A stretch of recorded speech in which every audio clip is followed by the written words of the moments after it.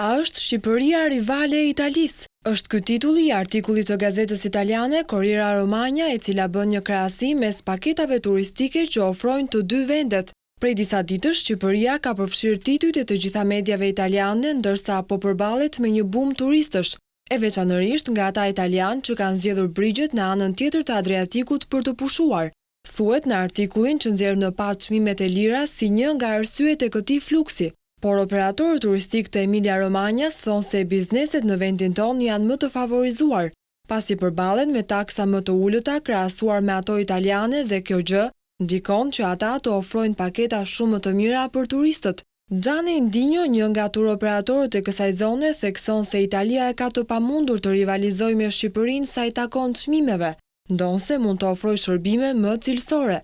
Por pavarësisht kësaj alternative, ai shton më tej se italianët dhe jo vetëm po zgjedhin gjithnjë më shumë destinacione me çmime të lira, sikurse është Bregdeti shqiptar.